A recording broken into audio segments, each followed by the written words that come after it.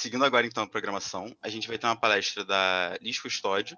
A Liz, ela tem mestrado e doutorado em matemática aplicada pela PUC-Rio, e durante o seu doutorado ela foi Visiting Scholar do Departamento de Ciências da Computação da Universidade de Nova York. Ela tem interesse em visualização de dados, visualização geométrica, modelagem geométrica, e hoje ela veio fazer um convite para a gente sobre computação gráfica. Pode ir, Liz. Olá, bom dia. Mais uma vez, muito obrigada pelo convite. Vai ser um prazer participar com vocês e conversar um pouco sobre computação gráfica. Deixa eu só compartilhar aqui minha tela com vocês. Acredito... Vocês conseguem ver minha tela? Ainda não. Ainda não. Deixa eu ver. Não, só um instante. Aqui. Eu fiz de forma compartilhar. Acredito que agora sim, né?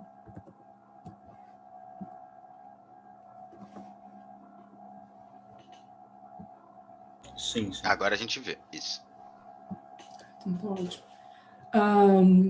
O que eu preparei, o objetivo dessa palestra é um convite à computação gráfica. De fato, eu vou falar sobre duas técnicas da computação gráfica e os conceitos matemáticos envolvidos nessas técnicas. Conceitos sem os quais essas técnicas e muitas aplicações da computação gráfica não seriam possíveis. Eu dividi essa apresentação em duas partes. Eu vou começar falando sobre a deformação de modelos tridimensionais.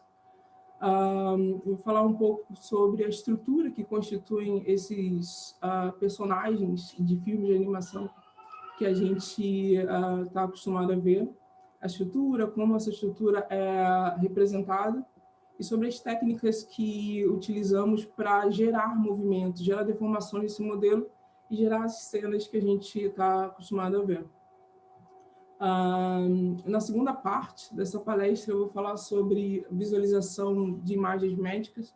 De fato, eu vou falar sobre visualização volumétrica, a origem desses dados volumétricos, eles podem vir de simulação de fluidos, podem vir de dados geográficos e, entre eles, dados médicos. E os exemplos dessa segunda parte serão todos dados médicos provenientes de ressonância magnética e tomografia computadorizada. Bem, nessa primeira parte, a ideia é entender o que está por trás dos movimentos dos personagens de filmes de animação. Quais são as técnicas utilizadas para, dada uma estrutura rígida, construir deformações nessa estrutura e gerar cenas como essa? Bem, nessa cena a gente vê que existem outros elementos da computação gráfica para gerar, para compor essa cena. Mas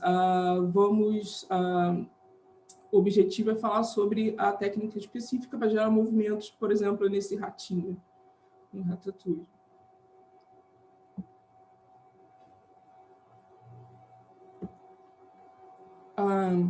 Bem,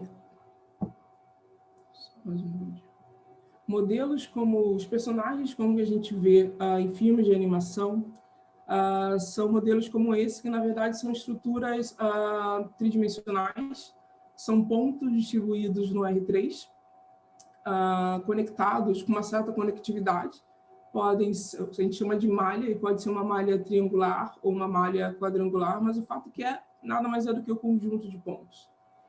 E gerar deformações, gerar movimentos nesse conjunto de pontos significa, de alguma forma, que a gente seja capaz de movimentar esses pontos no R3.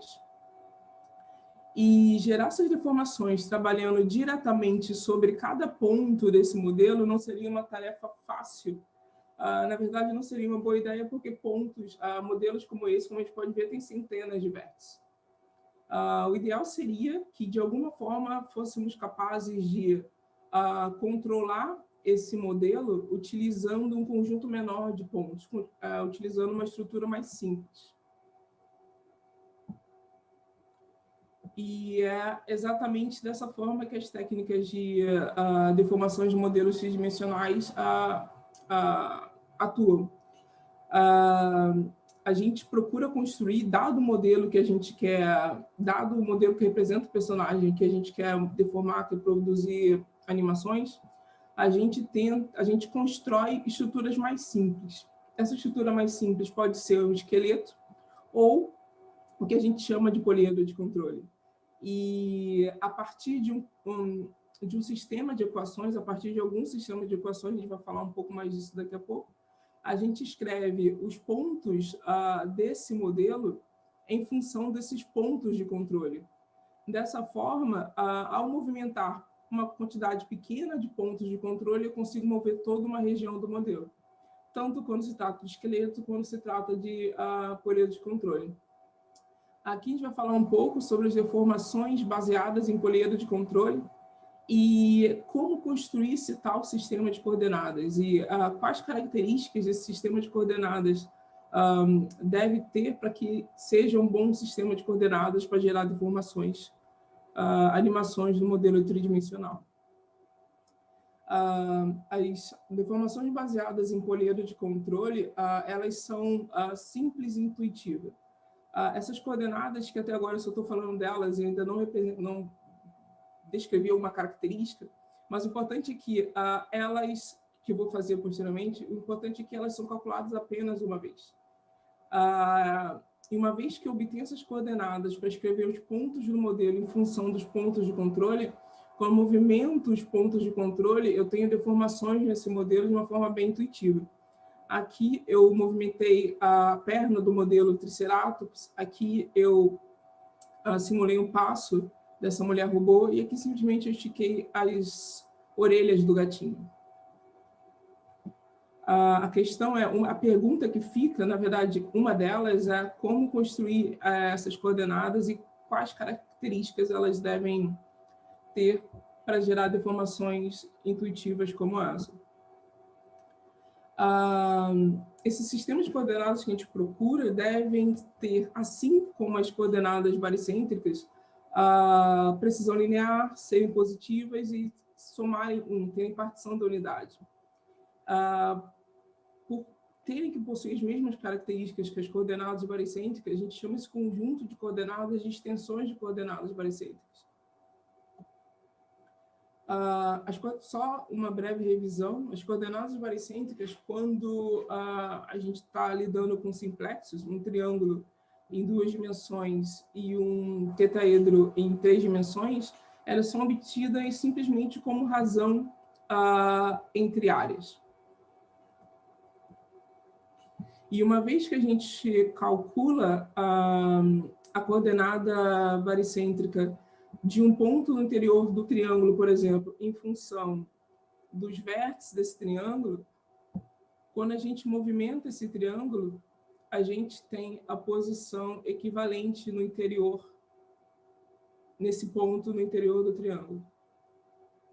E é isso que a gente busca construir para escrever os pontos do modelo em função dos pontos do poliedro de controle, de forma que, quando eu movimento os pontos do poliedro de controle, eu tenho deformações equivalentes no modelo. Bem, voltando, se eu estou em simplexos, essas duas condições de ter a precisão linear e serem partição da unidade, tanto em R2 quanto em R3, resultam num sistema possível e determinado. Ou seja, existe em R2 existe um único conjunto de coordenadas capaz de escrever um dado ponto em função dos vértices desse triângulo, e a mesma coisa em 3 dimensões. No entanto, quando eu estou lidando com não simplexos, estou lidando com polígonos com mais de 3 lados em R2 ou poliedros com mais de 4 lados em R3, esse sistema ele se torna possível e indeterminado. Ou seja, existem infinitas... dado um ponto no interior desse meu poliedro de controle, eu posso encontrar infinitos sistemas de coordenadas lambda 1 até lambda n, onde n é o número de vértices de controle, capazes de escrever esse ponto em função, como combinação linear dos pontos do poliedro de controle. E é aí que está a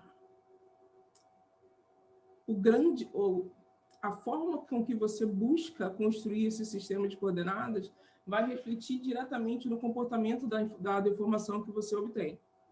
E eu vou falar com vocês hoje duas formas, a construção de dois sistemas de coordenadas e como a construção, como a característica da dedução de cada uma delas influencia na deformação obtida.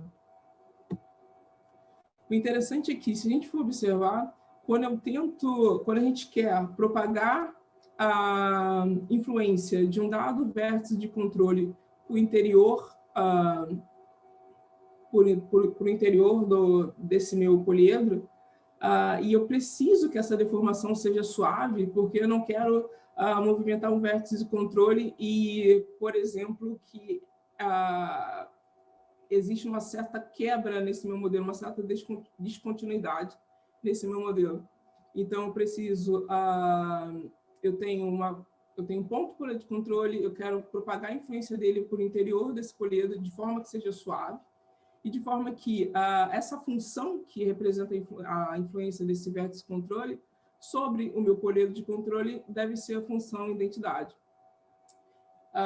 Em outras palavras, a gente está procurando a solução do problema de Dirichlet no interior desse meu poliedro de controle, cuja condição de fronteira é a função identidade.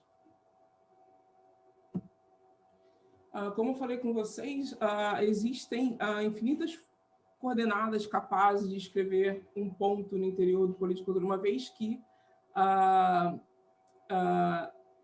estou lidando com uma vez que eu estou em poliedros com mais de 4 faces. A primeira coordenada, o primeiro conjunto de coordenadas, ou um dos primeiros, acredito, conjuntos de coordenadas propostos, foram as coordenadas do valor médio, baseada no teorema do valor médio para funções harmônicas. Esse teorema diz que se eu tenho uma função harmônica definida no interior de uma região, dado um ponto V0 nessa região, eu consigo... Bom, gente, então agora a gente vai voltar com a palestra da Liz. Ela teve uma pequena instabilidade na conexão, mas ela conseguiu voltar aqui e vai continuar a palestra.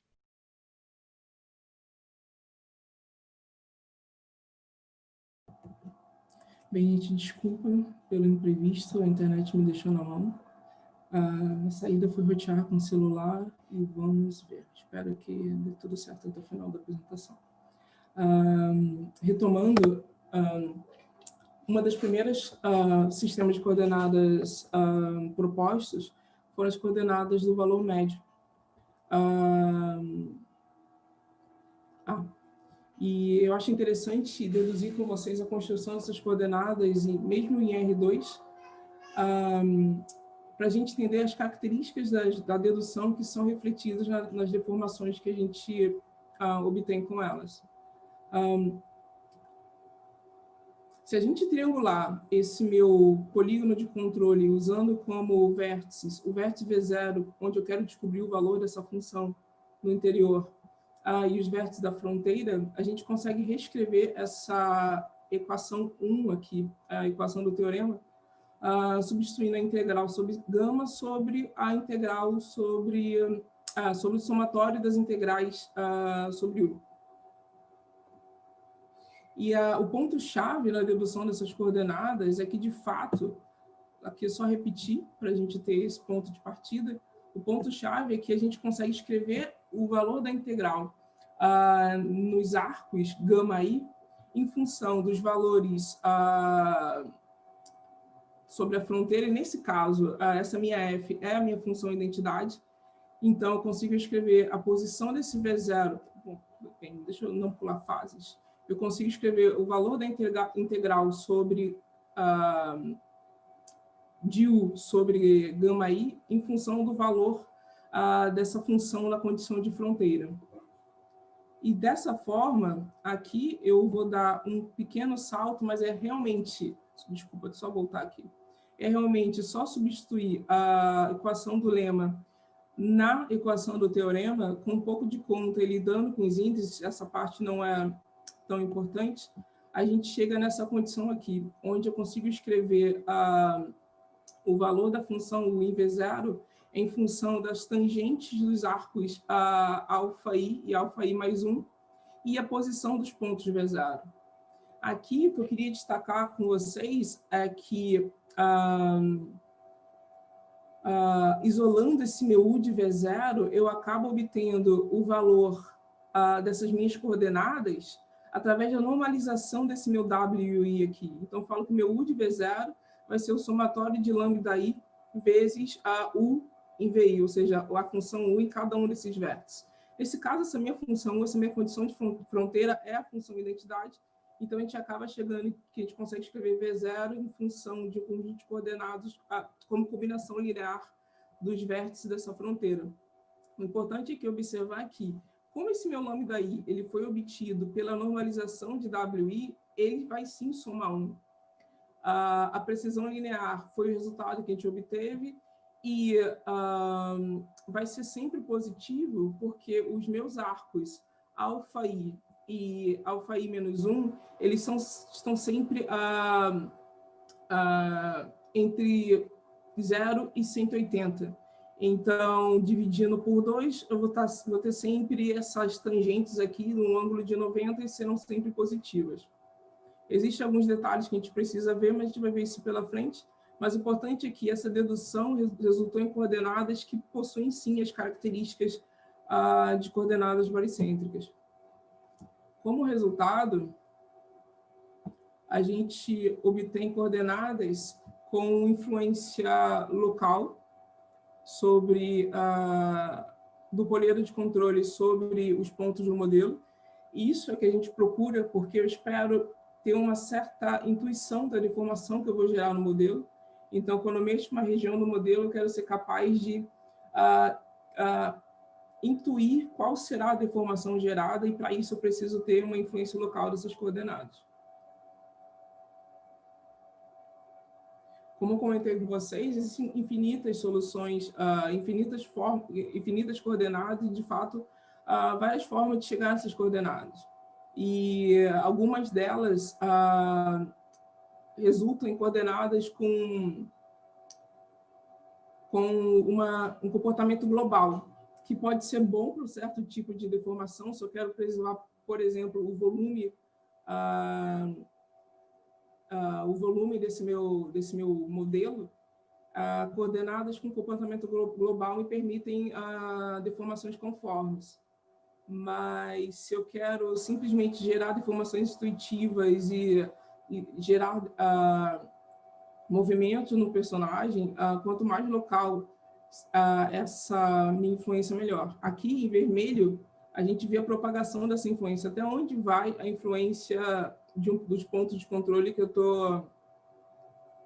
tô movimentando para gerar a deformação. Vocês podem observar que em alguns pontos, quando eu clico em alguns poliedros de controle, aparecem, deixa eu só voltar um pouquinho, aparecem regiões em verde, e a gente já vai falar sobre elas, que são, na verdade, um comportamento indesejado resultante da dedução, que a gente já vai falar com mais cuidado. Mas o fato é que a gente consegue gerar deformações ou simplesmente, como nesse caso, transformar o modelo original em um outro modelo através dessas deformações.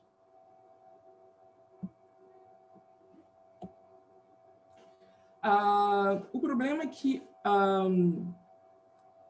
as coordenadas do valor médio, para que elas sejam positivas, elas assumem que o meu polígono de controle é um polígono convexo. Se eu tenho um polígono não convexo, como essa figura da direita, se meu ponto V0, se meu ponto do modelo está fora do núcleo desse meu polígono de controle, eu posso ter coordenadas negativas, porque o que acontece é que o meu ângulo αi, que é o ângulo que vai de VI para VI mais 1, ele vai ser maior que 180. Então, αi sobre 2 vai ser maior que 90. Então, a possibilidade de ter valores negativos aqui resulta na possibilidade de gerar coordenadas negativas. E, como consequência dessas coordenadas negativas, a gente pode gerar, ter problemas na deformação. Aqui é mais um exemplo da influência obtida pelo vértice de controle, obtida por essas coordenadas no vértice de controle. Se a gente observar aqui, está em laranja o vértice que eu estou clicando e a gente consegue ver a propagação da influência dele nesse modelo. No modelo robô e no modelo gato, a gente consegue ver alguns pontos onde essa influência é negativa. E o interessante, de fato, mais grave, é que essas influências negativas são em áreas não relacionadas a um ponto. Aqui, esse ponto de controle que eu selecionei, ele está na cintura, está controlando a cintura desse modelo robô, e tem...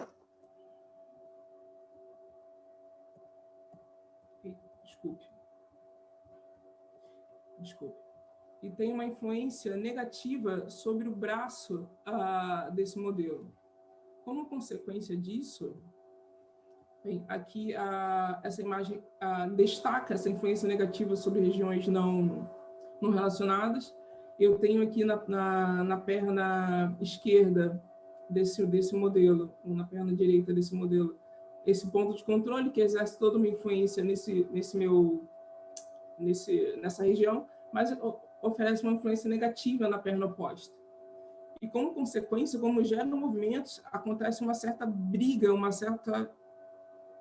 de influências positivas e negativas que resultam em resultados como esse aqui. O que aconteceu aqui? O movimento que eu fiz foi simplesmente movimentar os pontos de controle relacionados ao braço. Mas os pontos de controle relacionados ao braço vão ter influência negativa em relação à cintura do modelo. Da mesma forma que esses pontos relacionados à cintura do modelo têm influência negativa relacionada ao braço. E quando eu gero esse movimento da deformação, eu acabo gerando deformações indesejadas.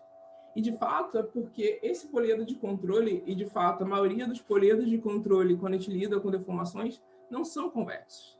Então, essas coordenadas negativas vão existir e podem causar problemas. Logo em seguida, que foi proposta as coordenadas do valor médio, uma série de coordenadas foram propostas com o objetivo de solucionar esse problema das coordenadas negativas e obter deformações que não apresentassem esse tipo de problema. Uma delas foram as coordenadas harmônicas.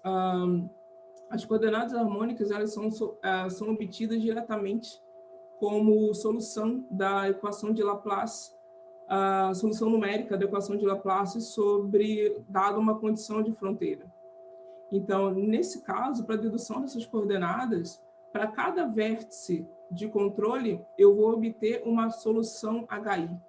E essa HI nada mais é do que a influência desse vértice de controle no interior dessa região. Para obter essa minha HI, eu começo definindo a minha condição de fronteira, que vai ser uma função φ tal que, se eu estou sobre o meu ponto VI, sobre o qual eu quero calcular essa HI, essa φ vale 1.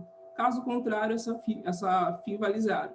Então, eu consigo, através de interpolação linear, propagar essa função que, a princípio, estava definida só nos vértices, para as arestas desse meu polígono de controle. E, em seguida, através de diferenças finitas, a gente propaga essa função para o interior desse meu polígono. De fato, o que a gente faz é envolver esse polígono numa grade bidimensional. E a gente classifica os vértices dessa grade em células de fronteira, ou seja, células que estão próximas à fronteira dessa região, e células de interior. E eu atribuo a essas células de fronteira o valor da fronteira mais próximo a ela, ou seja, eu pego essa célula de fronteira dessa minha grade e projeto nessa minha aresta de fronteira e atribuo a ela o valor que eu obtive nessa aresta. E as células de interior, inicialmente, ela tem um valor 0. E eu começo um processo de sucessivas médias, que vai, de fato, propagar a função que estava definida apenas na fronteira para o interior dessa minha região.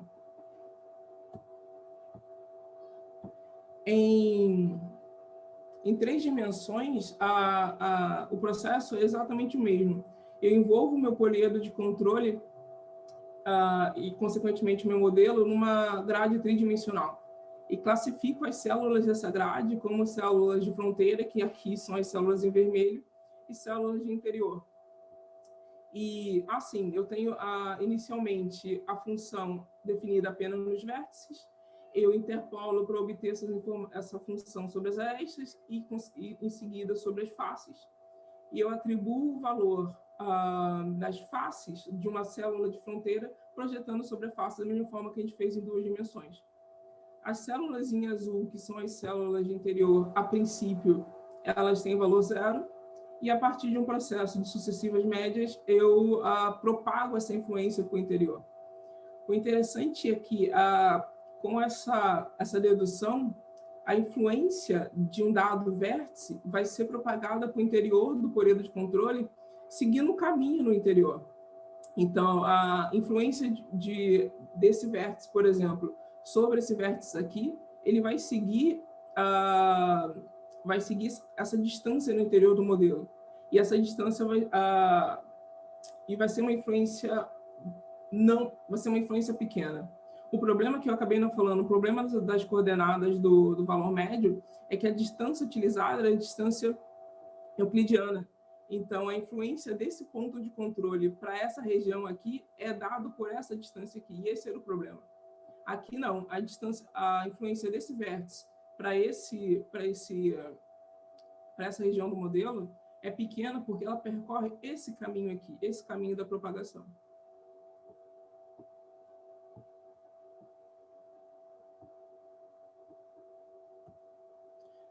Um ponto interessante é que a gente está obtendo as coordenadas através de uma solução numérica. E, de fato, a precisão linear dessas coordenadas a gente vai obter nas células dessa grade. Para eu obter a influência de um vértice de controle num ponto do modelo, eu preciso interpolar o valor da função nos vértices da célula que esse ponto está contido para esse modelo. E isso faz com que eu perca a precisão linear. Uma forma de resolver isso, uma forma de diminuir o problema da precisão linear é fazendo o cálculo das coordenadas num grid mais refinado possível, de forma que, ao interpolar, ao obter a influência de um vértice de controle sobre um ponto do modelo através dessa interpolação, eu consiga reduzir esse erro. A gente já vai ver essa consequência daqui a pouquinho nesse vídeo. O custo computacional de calcular essas coordenadas, aqui vocês conseguem observar que o modelo resultante da deformação não é exatamente o modelo original. Exatamente por essa não precisão linear, já que a precisão eu tenho sobre os vértices da grade, mas precisei interpolar essa informação sobre os pontos do modelo. O custo computacional que a gente acaba tendo... Aqui eu fiz um grid não refinado exatamente para mostrar esse problema, mas é possível fazer o cálculo das coordenadas num grid mais refinado e gerar coordenadas onde esse erro é menor, e, na verdade, esse erro passa... A visão humana é imperceptível. A vantagem disso é que, como eu falei no início, as coordenadas são calculadas apenas uma vez. Então, esse custo do cálculo das coordenadas é feito apenas uma vez, as coordenadas são armazenadas e utilizadas sempre que a gente gera uma deformação.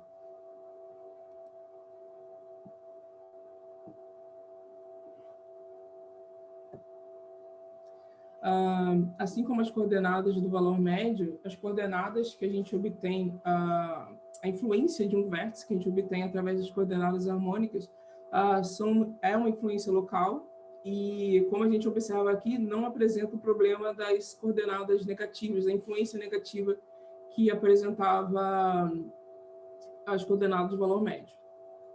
Bem, assim como as coordenadas do valor médio, como as coordenadas harmônicas, foram propostas outras coordenadas e, de fato, há outras formas de lidar com o problema da negatividade das coordenadas do valor médio.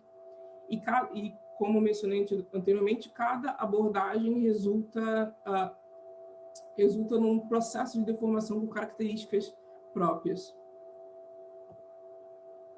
Aqui é a deformação com as coordenadas harmônicas, onde a gente não apresenta o problema apresentado, não é possível visualizar o problema apresentado pelas coordenadas do valor médio. Bem, vou passar agora para a segunda fase, para a segunda parte da palestra, onde eu vou falar um pouco sobre a visualização de dados volumétricos. De fato, o que acontece, a questão é o que está por trás, o que acontece entre a aquisição do dado, ou seja, a aquisição dessa sequência de imagens que gera o meu dado volumétrico e a geração de uma imagem como essa. A gente está acostumado a ver imagens como essa de órgãos humanos, de dados provenientes de ressonância magnética e tomografia computadorizada. Mas como essa visualização é feita, como essas imagens são geradas. E a gente vai falar um pouco sobre isso agora. Bem, a visualização volumétrica é constituída por um conjunto de técnicas que tem o objetivo de alguma forma, explorar as informações de um dado volumétrico. Conseguir extrair informações, conseguir explorar a estrutura desse dado através de imagens geradas. Aqui eu tenho um dado proveniente de tomografia computadorizada, onde eu tenho informações de todo o rosto de um ser humano. E eu posso estar interessada na camada óssea ou posso estar interessada na camada superficial da pele. A questão é como navegar nesse dado e como extrair essas informações. Uma vez que esse dado é obtido, ele é mostrado nos vértices de uma grade tridimensional. Então, o meu dado de entrada é um campo escalar que vai de N3 para R. Cada vértice da grade tem um valor real associado a ele. Existem duas formas, as técnicas de deformação, as técnicas de visualização visualização volumétrica, elas se dividem em duas formas. O que a gente chama de visualização direta. E nessa técnica, uma vez que eu defini a minha área de interesse, se eu estou interessada na camada óssea ou se eu estou interessada na camada superficial da pele, os valores desse meu dado, eles são mapeados em fatores ópticos, como cor, opacidade, transparência. E uma vez que eu posiciono o meu observador e posiciono o plano da imagem, a cor de um pixel ela vai ser dada pelos elementos que um raio, partindo do observador, passando por esse pixel, vai ser dado pelos elementos que esse raio encontra nesse dado. Uma outra possibilidade, uma outra técnica é a visualização que a gente chama de visualização por poligonalização, onde a gente obtém a informação gerando modelos geométricos que representam as estruturas desse dado volumétrico. Esses modelos geométricos eles são aproximações das isosuperfícies contidas nesse dado. Eu defino uma isosuperfície se eu tenho um campo escalar de R3 para R, eu defino uma isosuperfície como um conjunto de pontos em R3, cujo valor desse meu campo escalar é um dado alfa específico. Se eu estou lidando com um dado médico, esse valor real pode ser, por exemplo, a densidade do tecido encontrado. E variando essa minha densidade, eu consigo navegar nesse dado e construir diferentes modelos geométricos, diferentes estruturas que representam as informações contidas nesse dado. Como nesse exemplo, onde eu sobrepus imagens de diferentes isosuperfícies desse dado. O fato é que navegando nesse meu isovalor, na minha isosuperfície de interesse, eu consigo navegar nas informações contidas nesse dado.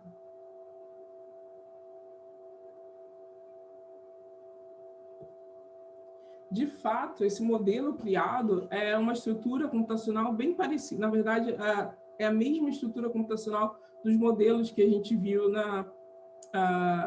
em deformações de malhas. É uma malha triangular, que aproxima essa minha isosuperfície de interesse.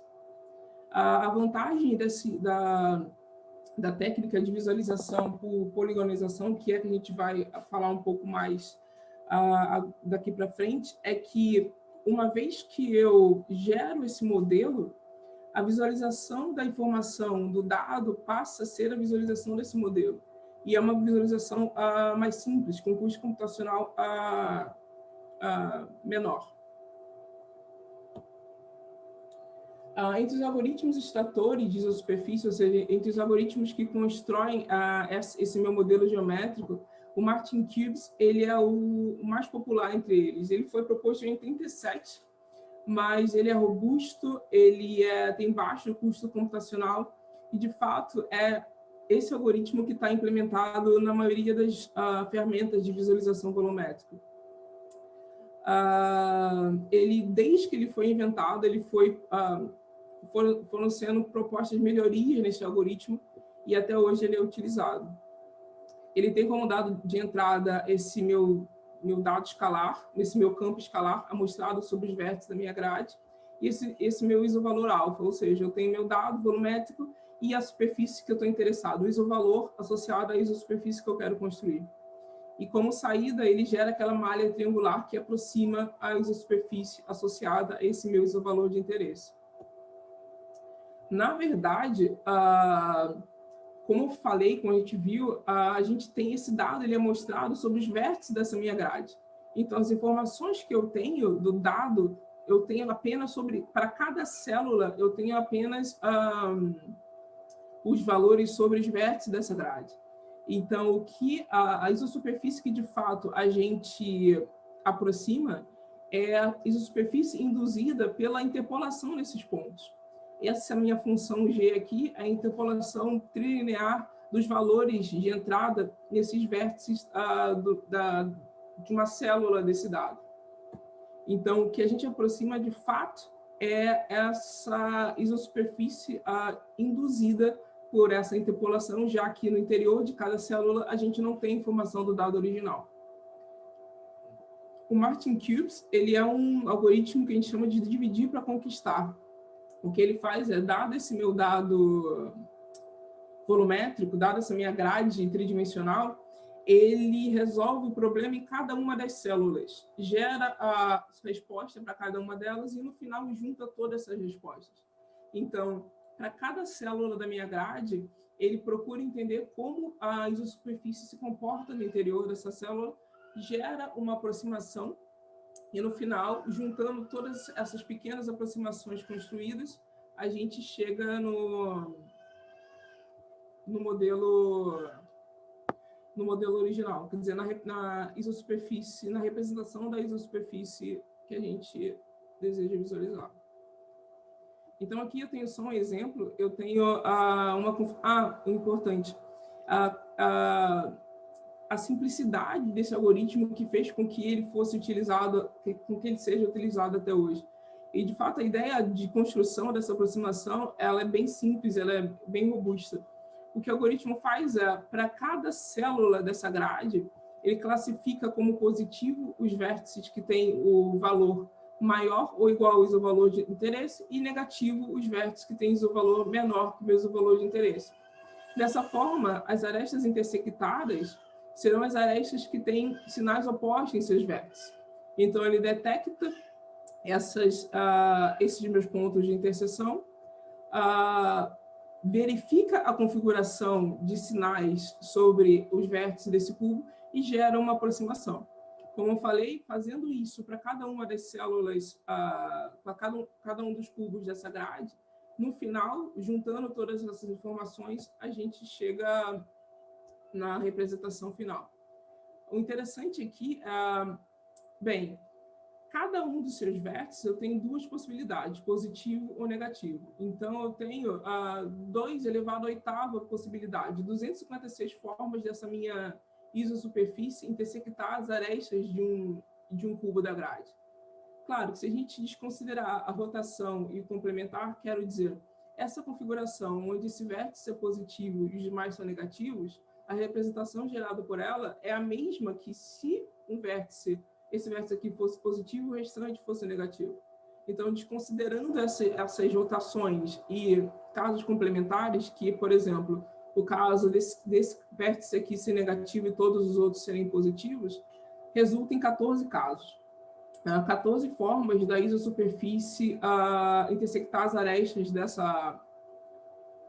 desse cubo. E a simplicidade do algoritmo está em, uma vez que eu entendo a configuração que eu tenho nesse meu cubo, e eu sei os pontos de interseção, eu gero essa triangulação simplesmente apontando para uma tabela, onde a configuração resultante já vai estar pré-definida. Então, o que esse algoritmo faz? Esse dado aqui é um dado que eu gerei randomicamente, e eu amostrei numa grade mais refinada ao ponto de conseguir aproximar o comportamento real do interpolante trilinear. Aqui é o mesmo dado amostrado numa grade 6x6. E o que o algoritmo faz, que o Matplotlib faz, ele vai célula por célula criando triangulações que aproximam essa minha isosuperfície. Aqui é mais um exemplo onde eu tenho características do comportamento do interpolante e a aproximação que seria gerada pelo algoritmo. O interessante é que, apesar de simples, de robusto, o algoritmo, assim que lançado, ele apresentou alguns problemas, e alguns problemas topológicos. A malha que estava sendo gerada não representava corretamente a isosuperfície de interesse. Se a gente for ver, aqui eu tenho 2 componentes conexas, e aqui, por erros do algoritmo, eu acabo tendo 5 componentes conexas aqui. Aqui eu acabei perdendo um gênero que existia aqui e não existe nessa minha representação. E por que isso é grave? Imagina que está lidando com um dado real. Aqui é um dado de aneurisma cerebral. Aqui, nesse dado, pela característica do dado, a gente consegue ver que a componente conexa em dourado deveria, junto com a componente conexa, com as componentes conexas em roxo, formar uma única componente conexa. Mas, por erro do algoritmo, a gente acaba dividindo essas componentes conexas. Esse erro na representação da imagem, ou seja, a imagem que está sendo gerada aqui não é a imagem, não representa o dado original, esse problema pode acabar resultando, por exemplo, um equívoco no diagnóstico médico. Isso acontece porque, eu comentei com vocês, existem 256 formas da isosuperfície intersectar as arestas de um cubo. Mas quando a gente só olha para as arestas e não olha, por exemplo, para o que pode acontecer para as faces, a gente pode perder os comportamentos desse interpolante trilinear, que foi o caso, porque existem, dos 14 casos propostos, 7 são ambíguos, ou seja, 7 configurações possuem, na verdade, mais de uma possibilidade de comportamento do interpolante. O primeiro problema apresentado era a ambiguidade sobre as faces. Se vocês observarem, nessa face aqui, eu tenho todas as arestas são intersectadas. Agora, pelo comportamento do interpolante bilinear, ou seja, o interpolante linear sobre a face, eu sei que a forma correta de unir seria unindo esses 2 pontos. Quero dizer, não existe a possibilidade de unir os 4 pontos. Isso não reproduziria o comportamento do interpolante bilinear. Mas eu poderia também unir dessa forma aqui, unindo esses 2 pontos aqui. E o que aconteceu é que o trabalho original não considerou essa outra possibilidade, que, de fato, dado uma configuração ambígua, por exemplo, essa região positiva ela pode estar separada ou ela pode estar unida sobre essa face. Pode existir uma região positiva unindo esses 2 vértices positivos ou não. Esses 2 vértices positivos pertencem a 2 regiões diferentes dessa minha isosuperfície. E esse tipo de erro que causou aquela quebra na malha, um dos motivos que causou aquela quebra na malha daquele problema. Também um dos motivos causados. Uma forma simples de resolver o problema é tentar entender como o interpolante bilinear, entender como o interpolante bilinear se comporta e propor formas de rastrear esse comportamento. Aqui, eu tenho essa face ambígua, onde os vértices A e C são positivos. Eu tenho valores positivos associados a ele. E eu preciso saber se essa região positiva que eles pertencem atravessa ou não essa face. Uma forma de resolver isso é descobrindo o valor do interpolante bilinear sobre o ponto crítico. E se esse valor sobre o ponto crítico do interpolante for positivo, é porque sim, existe essa região positiva que atravessa. Se for negativo, é porque esses dois vértices pertencem a regiões positivas diferentes. Essa minha primeira equação é que, de fato, eu consigo escrever esse ponto, que, na verdade, é o encontro das assíntotas da hipérbole descrita pelo interpolante bilinear. Eu consigo escrever a posição desse ponto como em função dos vértices dos valores nos vértices dessa minha face. E essa minha função G aqui é exatamente quando eu aplico essa posição no interpolante bilinear. E eu consigo obter o valor desse meu interpolante nesse ponto, no encontro das assíntotas, de forma simples, como em função dos valores sobre os vértices da face. E sim, claro, uma vez que a gente assume que existem outras formas de conectar os pontos de interseção sobre as faces, a gente precisa produzir novas formas de triangular. E foi isso que esse trabalho proposto pelo Nielsen fez. Ele propôs esse teste, o Asymptotic Decider, e propôs novos 11 casos, 11 formas, 11 comportamentos do interpolante trilinear que não estavam previstos no modelo, no trabalho original. Esse caso aqui ele é o mais simples e é fácil entender o que está acontecendo. No trabalho original, só existia essa possibilidade de comportamento. Mas se vocês observarem, aqui eu tenho a mesma configuração de sinais. Mas uma vez que eu assumo a possibilidade de unir de forma diferente os pontos de interseção sobre essa face ambígua, eu assumo um novo comportamento. Então, o equívoco original foi deixar de perceber alguns possíveis comportamentos do interpolante no interior dessa célula. Apesar de essa ambiguidade no interior dessa ambiguidade sobre a face ter diminuído a quantidade de erros topológicos de quebra nas malhas resultantes, a gente ainda apresentava problemas como visto no dado do aneurisma, que tinha componentes conexas separadas da componente conexa principal devido a um erro de algoritmo. Isso acontece porque, da mesma forma que a gente tem ambiguidade sobre as faces, a gente pode ter também ambiguidade no interior do cubo, no interior dessa célula. Quero dizer que eu tenho dois vértices diagonalmente opostos, eles são positivos. A questão é que eles podem pertencer a componentes conexas diferentes, ou podem pertencer a uma única componente conexa que de fato está sendo unida por um túnel atravessando esse meu cubo. E a não detecção correta desse cubo que pode gerar aquelas quebras e aqueles erros topológicos que a gente viu anteriormente.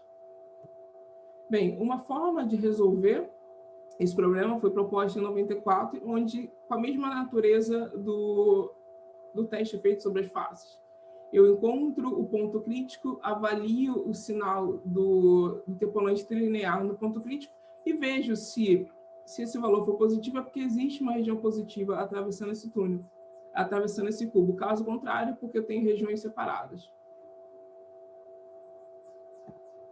Uma outra abordagem para lidar com esse problema, e uma abordagem computacionalmente mais simples, se trata de eu quero rastrear o comportamento desse meu interpolante através de faces, através de planos, cortando esse meu cubo paralelo às bases. Eu sei que sobre essa face interior, bem, esse valor desse meu interpolante desse meu interpolante, do interpolante bilinear sobre a face, é dado por essa equação. Aqui está em função de t, porque eu variando esse t de 0 a 1, eu estou variando a minha altura desse plano que eu estou cortando, então estou variando a altura desse meu ponto crítico, ou seja, eu estou atravessando esse dado. Tchernev assumiu, percebeu que o denominador dessa função, dessa equação 1, era sempre positivo. Então, passou a usar só o numerador da equação para rastrear o comportamento do interpolante no interior. Bem, ele observou que na face inferior e na face superior, o valor do interpolante no ponto crítico é negativo. E aí ele pensou, ok, se é negativo nas duas faces, se existir algum ponto onde essa função assume um valor positivo, é porque existe sim esse túnel atravessando esse cubo e unindo essas duas regiões. E, de fato, eu consigo escrever esse A de T em função dos valores nos vértices desse meu cubo e caio nessa equação de segundo grau, onde A, B e C estão em função dos valores do dado nos vértices dessa grade. Então, descobrir se existe um ponto para o qual essa minha função assume um valor positivo, de fato, é mais simples computacionalmente. Bem, eu preciso que essa equação de segundo grau seja uma parábola com concavidade voltada para baixo. Que aí eu sei que na face inferior e superior, esses valores são negativos. Eu preciso que o máximo dessa parábola seja atingido dentro dessa minha célula. E eu preciso que esse máximo seja positivo. Então, são verificadas essas três condições. E se essas condições forem satisfeitas, é porque existe sim essa região essa região positiva unindo esses dois vértices. E o trabalho de Tchernev, além de propor esse teste de ambiguidade interior, ele foi um dos primeiros a observar a possibilidade desses túneis. E assim como a gente fez com a ambiguidade sobre as faces, uma vez que a gente assume um novo comportamento no interior, a gente precisa acrescentar triangulações que representem o comportamento desse interpolante no interior dessa célula. Por exemplo, no trabalho original, apenas essa configuração, essa aproximação era assumida para essa configuração de sinais. Mas se a gente for observar, para a mesma configuração de sinais, de fato aqui é o caso complementar, mas para a mesma configuração de sinais, esses vértices positivos eles podem estar unidos ou separados no interior.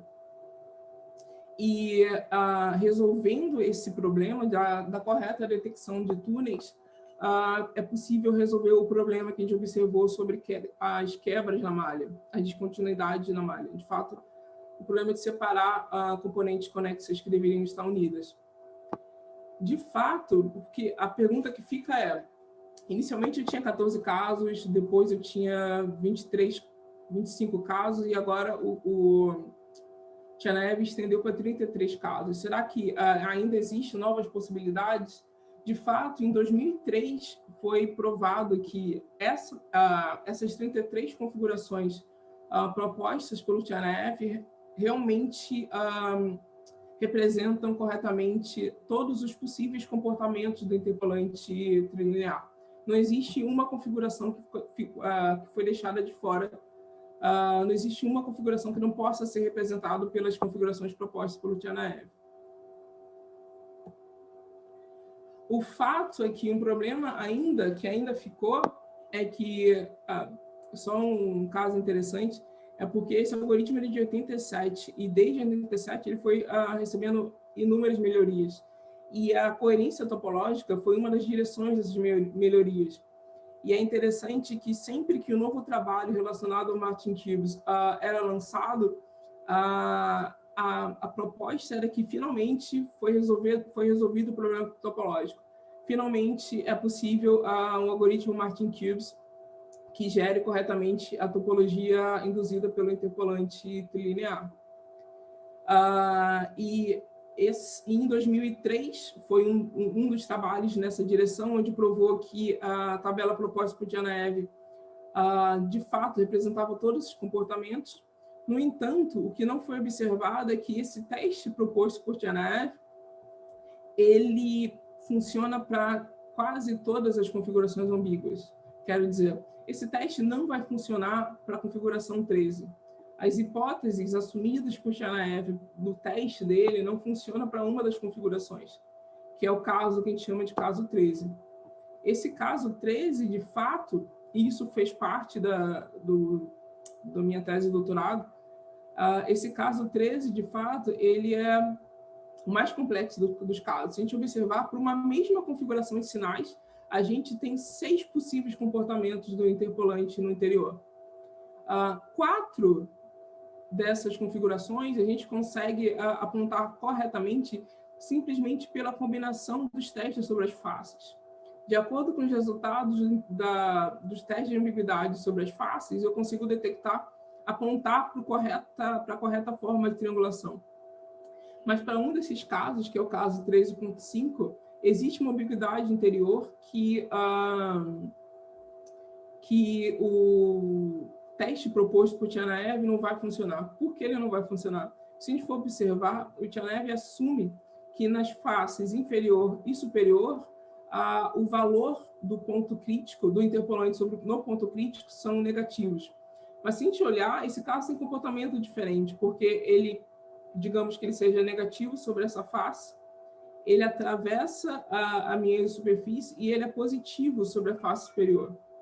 Bem, uma vez que a hipótese do teste não é satisfeita por esse caso, para essa configuração, não tem como esse teste funcionar para essa configuração.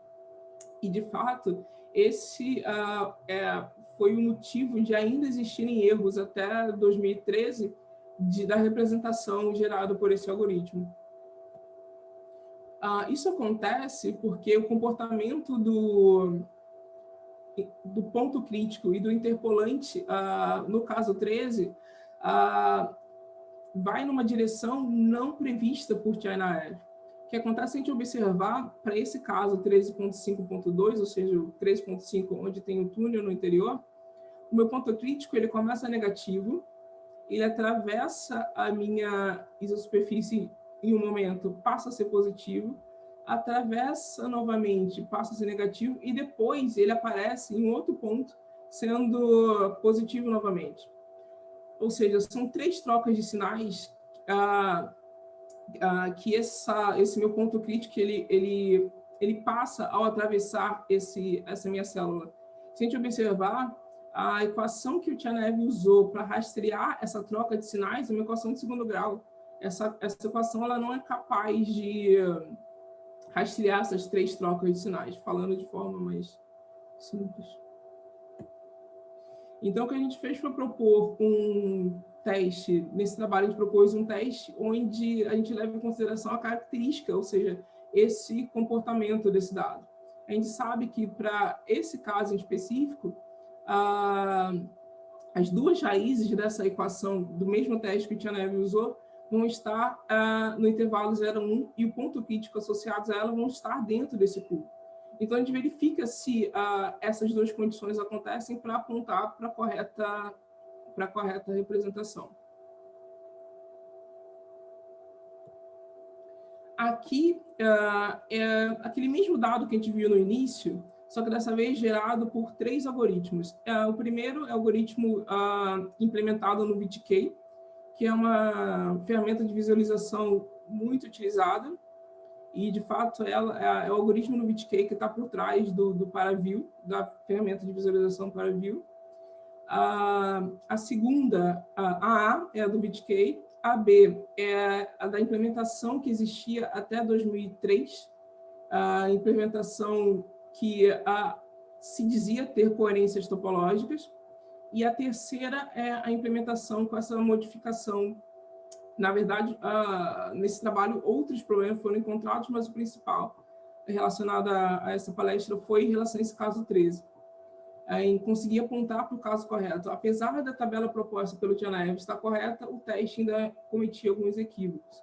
O que a gente pode observar é que, na malha A gente consegue verificar que, nos 3 pontos observados da malha A, existe essa quebra da superfície, onde são separados a componente conexa principal da componente conexa dourada, a componente conexa em roxo, quando de fato elas deveriam estar unidas. Na malha B, no modelo criado B, esse erro é menor, ou seja, dos 3 pontos observados, só em um ponto esse algoritmo apresentou erro, mas ainda assim apresentou esse erro. E na malha C, que é gerado pelo nosso algoritmo, nos 3 pontos observados, foi representado corretamente o comportamento do interpolante linear.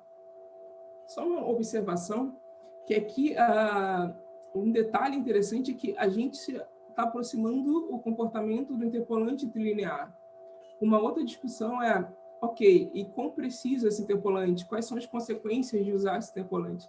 Porque o interpolante trilinear ele é usado por ser simples computacionalmente, um custo computacional baixo.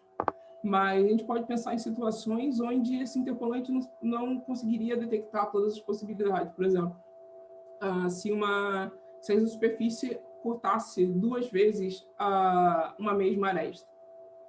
Isso é só uma observação, mas para deixar claro que quando a gente fala em coerência topológica, quando fala em garantias topológicas, é a garantia do interpolante trilinear, uma vez que o dado original a gente só tem sobre as células dessa grade.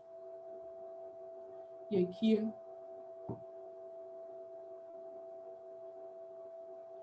nesse vídeo tem um dado médico proveniente extraído por tomografia computadorizada, onde esse mapa de cor aqui, ele representa a densidade do tecido encontrado. A gente consegue ver que existem várias informações desse tecido, nesse dado.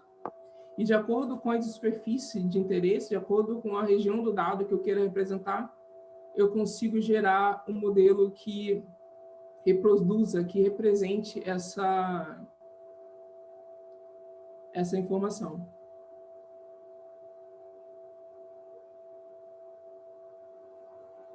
Assim como essas duas isosuperfícies de 2 modelos gerados, poderiam ser criados outros modelos, ou seja, extraídas outras informações desse mesmo dado.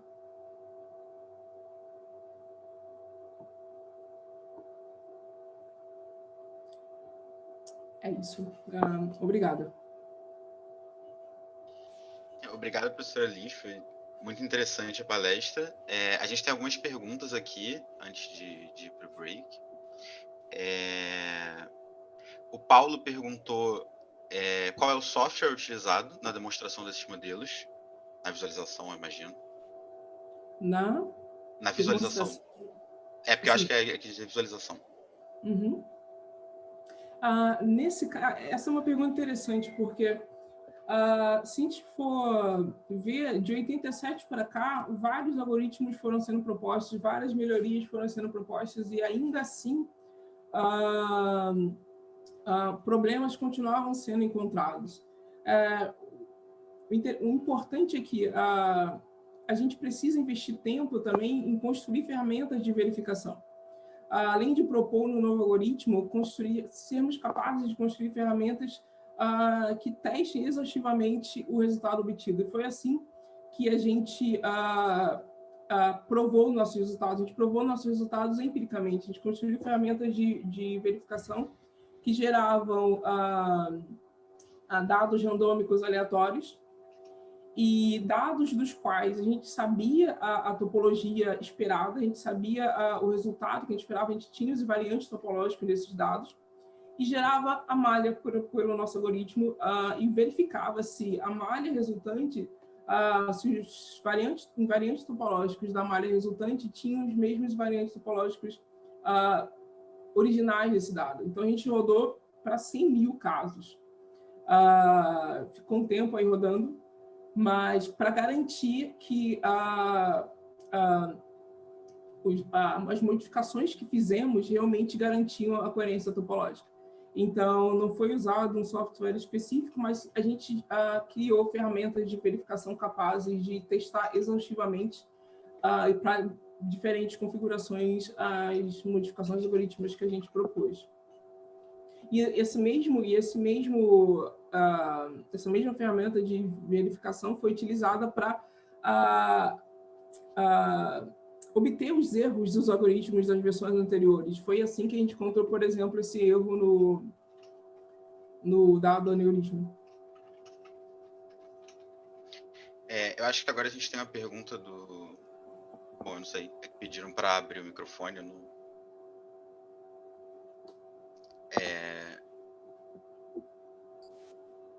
Acho que o Humberto... Foi, a gente está te ouvindo.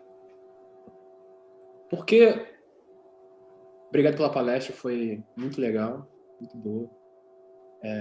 Por que a escolha do Laplaciano? Porque a pergunta, na verdade, é a seguinte: já foram tentados outras EDPs elípticas, outros problemas de valor de contorno, para fazer esses modelos das coordenadas?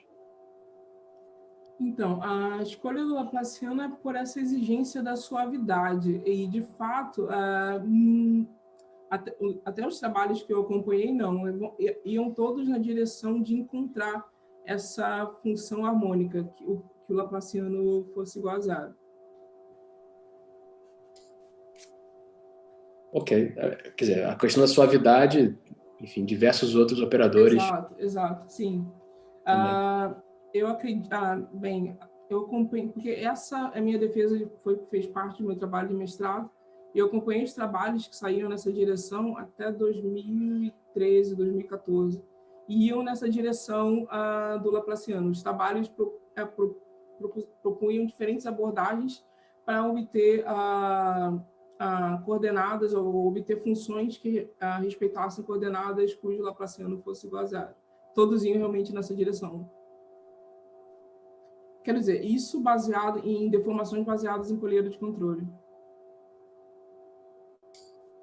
Eu imagino que o Laplaciano seja uma coisa, enfim, muito bem programada, aí deve ter muita biblioteca, é isso? Talvez seja um motivo.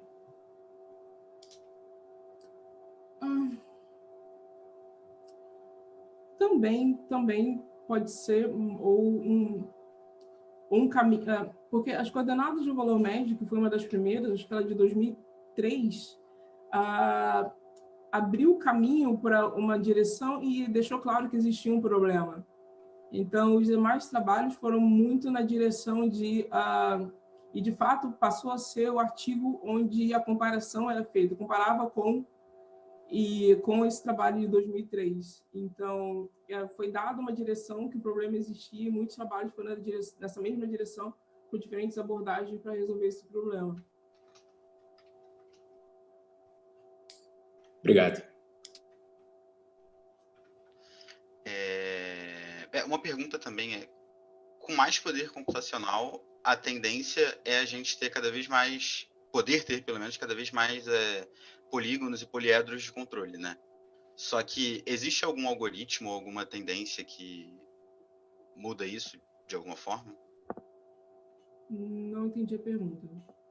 É porque quanto mais poder computacional a gente tem, isso é mais relacionado ao início da palestra. Quanto mais poder computacional a gente tem como botar cada vez mais os pontos de controle que você falou no início da palestra. Sim, mas se a gente tem um ponto de controle, porque imagina que eu tenha um ponto de controle quase tão refinado quanto o modelo original. Se a minha direção vai em ter poliedro de controle mais que se aproxima à estrutura original, eu acabo indo da direção do meu problema original. Entendeu o que dizer? Porque a ideia é que a gente tenha poliedros, que os poliedros de controle sejam estruturas mais simples, mais fáceis de serem manipuladas. Entendi. Era essa? Respondi a sua pergunta? Sim. Respondeu. Obrigado. Eu acho que era isso, então, que a gente tinha de pergunta. Agora a gente vai para o break. A gente volta 2 horas. E agora a gente vai ter um outro depoimento de ex-aluno, do Franklin Maia. E o Franklin ele vem mais tarde para a mesa redonda de mercado de trabalho. A gente volta mais tarde.